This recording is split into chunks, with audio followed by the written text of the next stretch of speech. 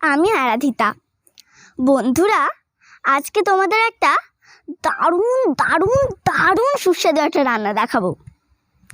সেটা বাংলাদেশের নোয়াখালী জেলার রান্না, কেউ বাঙাল রান্নাও বলতে পারো।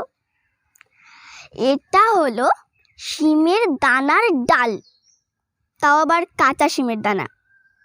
দেখেই নাও কেমন করে বানাতে হয়। এই দেখো, মা কতগুলো শিম নিয়ে নিয়েছে। এবার এই শিমের দানাগুলোকে দিয়ে শিমের ডাল তৈরি হবে। এগুলো আমাদের বাড়ির গাছের শিম। দেখো, মা এবার এই শিমগুলোকে চিড়ে নিয়ে এর ভেতরে দানাগুলোকে বার করে নেবে। এভাবে সব শিমই এভাবে চিড়ে নিয়ে দানাগুলো বার করে নেবে। এগুলো কাঁচা শিমের বীজ। এই যে, কারো বাড়িতে যদি শুকনো শিমের দানা সংগ্রহ করা থাকে, দুই ক্ষেত্রে সারা রাত জলে ভিজিয়ে রেখে সকালবেলা হালকা একটু চাপ দিলেই দানাগুলো থেকে খোসা আলাদা হয়ে যাবে। এই দেখো কতগুলো হয়ে গেছে। এবার এগুলো দিয়ে এই দেখো এভাবে হালকা একটু চাপ দিলেই বেরিয়ে যাবে। এইভাবে দেখো, এইভাবে সকালবেলা বের করতে হবে। এবার এগুলো দিয়ে শিমের ডাল তৈরি হবে। এই যে সাদা অংশ, দানাগুলোর সাদা অংশ দিয়ে শিমের ডাল তৈরি হবে। আগেও মা কতগুলো এভাবে করে রেখেছিল এইগুলো দিয়েই। এই দেখো কতগুলো। এবার এইগুলো দিয়ে মা শিমের ডাল তৈরি করবে।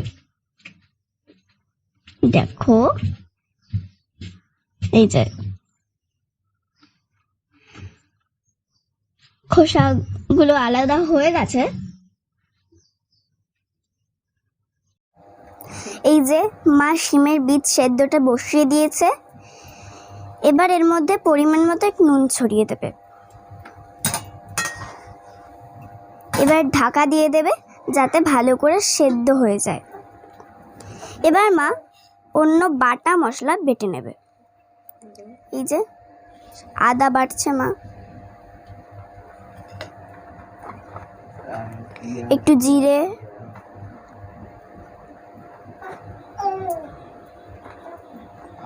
এবার এইটাকে বাটবে।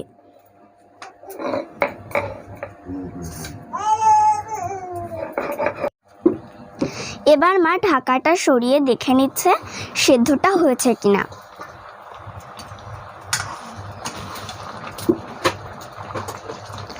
সেদ্ধটা হয়ে গেছে।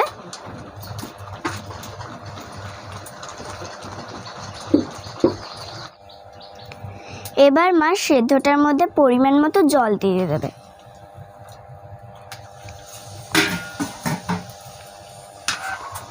এবার একটু নাড়াচাড়া করে নেবে।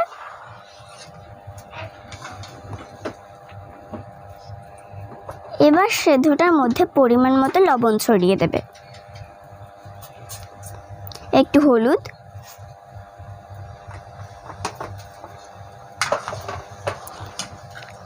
আবার নাড়াচাড়া করে নেবে। এবার মা কাঁচা লঙ্কা কুচি দিয়ে দেবে। এবার এটা ফোটার পর্যন্ত অপেক্ষা করতে হবে। এবার মা ডালটাকে নামিয়ে নেবে।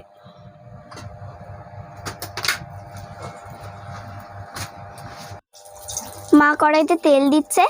এবার এই তেলটা গরম করে এর মধ্যে মাছের মাথাটা দিয়ে দেবে। যে কোনো মাছের মাথা দিলেই হবে। আবার তোমরা অনেকে আবার নিরামিষও খেতে পারো, সেক্ষেত্রে মাছের মাথা দেওয়ার প্রয়োজন হয় না। আবার যাদের যাদের মাছের মাথা খেতে ইচ্ছা করবে তারা মাছের মাথা দিতে পারো। আসলে মাছের মাথা দিলে স্বাদটা বাড়ে বেশি। এই যে মাছের মাথাটা ভাজা হয়ে গেছে। এবার মা মাছের মাথাটাকে নামিয়ে নেবে। এই যে মা আবার কড়াইতে তেল দিয়ে দিচ্ছে। এবার মা এর মধ্যে শুকনো লঙ্কা দিয়ে দেবে। এবার এর মধ্যে জিরে ফোড়ন দিয়ে দেবে পরিমাণ মতো।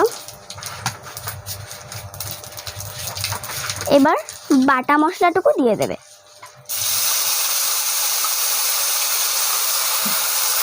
এর মধ্যে একটু হালকা পরিমাণ মতো জল দিয়ে দিচ্ছে মা।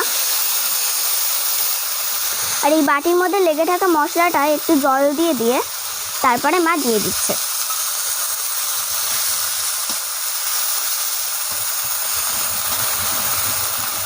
মা একটু খুন্তি দিয়ে নাড়াচাড়া করে নিচ্ছে মশলাটাকে।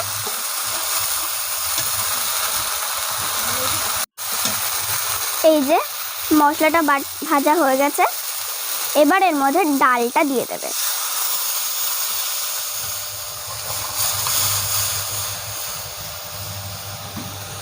এবার ডালটা দিয়ে একটু জল দিয়ে নাড়াচাড়া করে নেবে।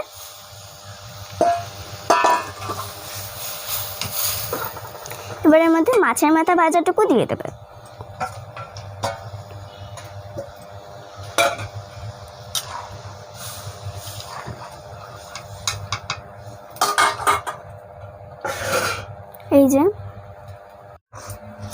এই যে ডালটা হয়ে গেছে, তো মা এবার এই ডালটাকে নামিয়ে নেবে। এই যে মা নামিয়ে নিচ্ছে ডালটাকে।